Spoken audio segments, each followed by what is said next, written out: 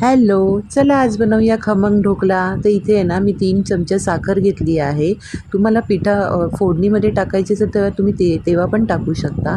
आणि तिथं 3 चमचे साखर घेतलं मी, त्याच्यामध्ये 1.5 कप पाणी टाकलं आहे. आणि इथे आहे ना मी 2 टीस्पून आहे ना मी लिंबूसत्व टाकलेलं आहे. त्याच्यानंतर थोडीशी हळद आणि चवीपुरतं मीठ. आता आपल्याला आहे ना ह्याला छान असं फेटून घ्यायचं आहे. तोवर फेटायचं आहे जोवर आपली साखर विरघळत नाही तोवर. आणि त्याच्यानंतर ना थोडं थोडं करून आपल्याला पीठ ह्यामध्ये चमच्याच्या साहाय्याने सोडायचं आहे. असं थोडं थोडं करता करताना मला 1.5 कप पीठ लागलं होतं. तर इथे तुम्ही पाहू शकता आणि त्याची कन्सिस्टन्सी पण पाहू शकता किती छान आहे ना. तर अशा प्रकारे आपल्याला आहे ना छान असं फेटून घ्यायचं आहे. आणि जितकं आपल्याला जास्त पण पातळ नाही करायचं आणि जास्त पण घट्ट नाही. तर अशा प्रकारे मीडियम पाहिजे आपल्याला, त्याची कन्सिस्टन्सी अशी मीडियम पाहिजे. त्या प्रकारेच आपल्याला पीठ छान असं फेटून घ्यायचं आहे. तुम्ही पिठाला जरी नाही चाळलात ना तरी चालेल, चाळून पीठ नाही घेतलं तरी चालेल. तुम्ही असंच घेऊ शकता, कारण आपण फेटायची प्रोसेस करत आहोत यात. त्यानंतर पिठाला मी छान प्रकारे 10 मिनटं झाकून ठेवलं होतं.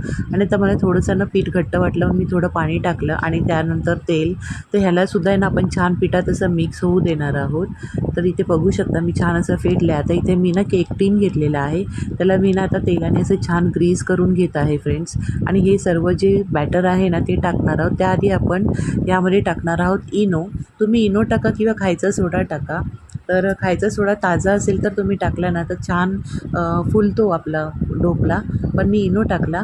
आणि इथे बघा आता हा इनो आहे ना छान असा मिक्स होईपर्यंत आपल्याला फेटून घ्यायचा होता. आता मी तो टीनमध्ये टाकला आहे. आणि एका साईडला ना मी कढईवरती पाणी गरम करायला ठेवलेलं आहे.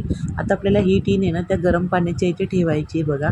आणि छान मस्तपैकी अशी झाकून ठेवायची आहे 10 मिनटापर्यंत. आणि आधेमध्ये असं त्याला बिलकुल पण झाकण खोलून बघायचं नाही, नाहीतर आपले ढोकळे आहेत ना खाली बसून जातात. तर बघा किती छान असे आहेत ना, एकदम चाकूला बिलकुल पण पीठ लागलेलं नाही, असे छान ढोकळा तयार झालेला आहे.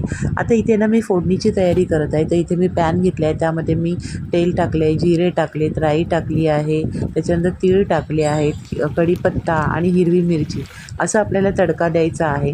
तुम्हाला यात पण साखर टाकायची असली तर तुम्ही टाकू शकता. त्यानंतर ना मी पाणी टाकलं आहे ह्याच्यामध्ये 1 ग्लास, कारण की आपल्याला छान असं ऑब्झर्व झालं पाहिजे आणि रसरशीत असे आपले ढोकळे तयार झाले पाहिजे.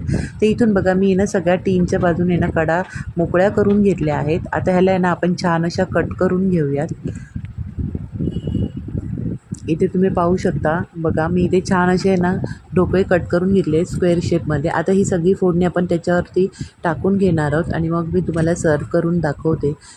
ढोकळे इतके स्पॉन्जी झाले होते ना फ्रेंड्स, तुम्ही पण बनवून बघा. आणि रेसिपी आवडल्यास लाईक शेअर सबस्क्राईब करा. चला मग भेटूया पुढच्या व्हिडिओमध्ये, तोपर्यंत बाय बाय.